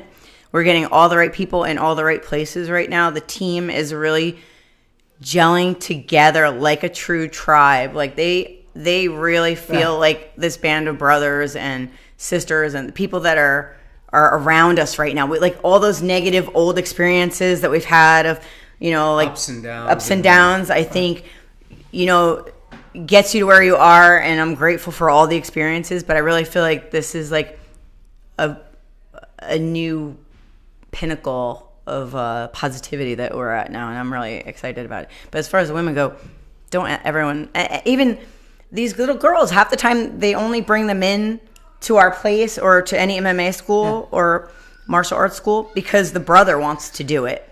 I know. And the girls end up being the killers. The girls end up being the ones that become passionate, especially about grappling. Right. So don't put ideas in your daughter's heads about what they should or shouldn't do as far as where their interests lie. Maybe dance was a great thing for you, or maybe you really want to see her in that ballet tutu, or maybe she can do ballet and jiu-jitsu. Why not? You don't have to be one or the other. You can be everything. If you have a black belt in jiu-jitsu, and I don't, by the way. I'm just saying. According to the BJJ community. It doesn't matter. You could be doing it for 15, 20 years. You're as good as a black belt, and not have an actual belt. If you have a black belt in jiu-jitsu, it doesn't matter if everything else falls apart in your life. You could always teach jiu-jitsu. You still have that. As long as that's if that's your passion, whatever your passion is. I love cooking and I'm kind of obsessed or fascinated by food and the way we can make it work for us and the effect it has on our bodies. Right. And I spent 10, 15 years cooking in an Italian restaurant growing up, and being Italian, like food is a huge part of our identity and our culture. I'm hungry just by you saying that. Getting back, we're giving our fighters now bone broth and stuff as recovery, but that's grandma. That's like grandma. We grew up on that stuff, so we're getting back to those old food values. She does, by the way. I cook a lot for the fighters. Like a recovery, like a bone broth for Georgians is a big deal. And for everyone, it's a great recovery thing. In Georgia, it's not for recovery. It's from recovering from getting wasted. Same thing though, because that's dehydration. In Las Vegas, they have IV booths now, so you can get an IV for your hangover recovery. So It's the same concept, though. It's you need that. Kids, don't do this at home. Don't try to make bone broth without a professional. I'm going to YouTube it one of these days. I'm going to YouTube the whole process. It's very simple. But you got to do good organic. I'll tell you, one of the most things that got the most hits was when I showed people how to do hand wrap. See? 8,000 hits in like one day. You think know that... what I mean? It's like the simplest thing. Yeah, you're in this world, and in the MMA world, you think everybody knows kind of like what we know, right. Even how to do some of like the simplest moves. But when you get outside of this world to normal people, they're not exposed to this stuff. It becomes like, good information. Yeah, I remember my green days because I guess it's been over a decade now, but it seems like yesterday. I had no idea that I'd even be here. I wasn't an athlete. I was a musician. I was traveling the world. I was ranked like 200 in the world as a DJ. So your path diverged? Yeah. I just did jiu-jitsu because I loved it. See? But you got to follow your love. That's the point. I didn't do it because I had to. I felt weak. Actually, I got into a street fight one day, and I beat the guy up so bad that I was like, I need to just like calm myself down. Rightfully so. He tried to kill me off my motorcycle. This fucking guy. Road rage kind of thing. He was in road rage. Yeah. I just made a wide turn. So I was like, listen, I told myself I gotta calm myself down. So I said jiu-jitsu was what I'm gonna do, and I did it, and I fell in love. It's. Sometimes you don't know what it's going to be until you try it. So you got to have those experiences. Try things that... If you're a grappler, you can learn everything else. But strikers don't go the other way for some reason. As a grappler, everything opens up to you. It opens up like hidden doors within your mind. I think they're resistant. Everything's a possibility. But sometimes these people who are just in striking, it's sort of like, oh no, I can't do that. And for a grappler, it's like, I'll pick that up in no time. I don't know if it's too huge. And I did. I had to pick up. I mean, even though I was a striker, but going from karate to Muay Thai was a different thing. Learning Muay Thai and boxing, because now a whole other thing came into it. But it wasn't rocket science. It's not rocket science. You can learn this shit in a few months. The rest is your mind and how you apply it. Right. Jiu-jitsu is rocket science. It takes years to learn, so. But if you're doing MMA... Grappling is rocket science. We can shortcut it a little bit for MMA. If you're a striker, you have to know how to get back up but then you find that one guy... You don't. But if you're the striker and you're knocking people out, I don't need you. You have to be complete. Complete. But I don't have to be John Jones. You have to be taking down wrestlers, submitting jiu-jitsu guys, and knocking them out. Yes. knocking out pops. Yes, but I don't know. I don't know if I need you to do a perfect Kimura. Like, that's kind of unnecessary. Kimura is one of the basic things that everyone in jiu-jitsu needs. It works for other things. You might not have to do it offensively, though, but you need to be able to defend it. Kimura helps set up so many everything helps. Things. The more weapons you have, the better off you're going to be, no doubt. But if you got to get if you need a crash course. Listen, I understand that there is a point you can get to as an MMA fighter where you can stop jiu-jitsu guys from doing their thing. I get it. But still. You don't have to be Gary Tone. I always, me personally, believe you have to be extremely well-rounded. Now you do. Like, in every area. Like you were saying earlier, even in science, even in chemistry. Yeah. Human being has to go to his limits to learn, everything about everything. That's what I'm striving to, always. Absolutely. But when it comes to MMA, and Murat, I have to say, K Dojo. There's a reason why K Dojo. Everyone's a great fighter by you. There's a reason for it. All right. There's a lot of schools that have hundreds and hundreds and hundreds of fighters. Maybe more fighters than or more students than you and I put together right now. But they can't produce good fighters. You have a few guys, and you've produced all of them. There's a reason for that, guys. If you're in Jersey. Where in Jersey are you guys? We're in Fairfield. Fairfield. If you're anywhere near there, I had to drive an hour and a half every day to Henzo Gracie's pay $35 for parking. We're the opposite Kohl's. way. You know what I mean? Yeah. So if you want the right place, don't look for the closest place to you. You know, find the right place. Do the research. If you're going to compete, you have to do the research. And even when you see the reviews, they help. But if you got one asshole who's like, oh, these people, they took my money. You know, you fucking asshole. If you signed a contract with us and you tried to weasel out of your contract, yes, we took your money, all right? That's right. It happens a lot, by the way. Yeah, Right? and read past these reviews and see who the fucked up people are and who the right people are, you know? True. Because there's a lot of, you might read a review and, oh, this guy, you know, he wanted $100 from me, you know, when I left. And you know what? If it says in your contract, if you're breaking your contract, you got to pay $100. You got to pay the fucking $100. You got to consider the source. Stop weaseling out of your commitments, people, you know? Find the right gym, stick with it. If you go to the right gym and you leave the right way, most gyms will let you out without even $1 anyway. Because you did it the right way. But most of these people, they cancel their cars, they make up something. Oh, my mom, my aunt, my cousin, oh, this, oh, I'm in pain. You know and what? Then, I'm going to cut and share this just to portion of everyone. This would be good.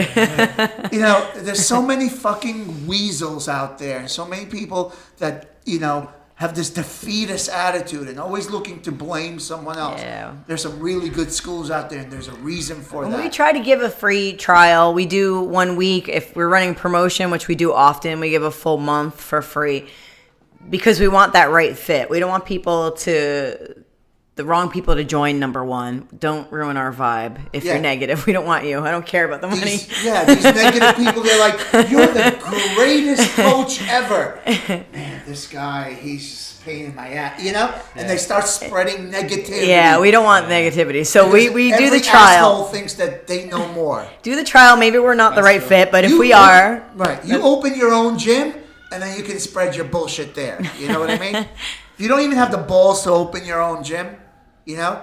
Yeah. Guys, we were in the Vanguard, and we really went in the Vanguard. Thanks, Murat. Thanks, Brigitte. Thanks. Our pleasure. Thanks for having us. Yeah. Did I tell you that it was just going to, like, you won't even notice it's there. I know. It goes away. Thanks, guys. Thank you so much. Oh, my gosh. More than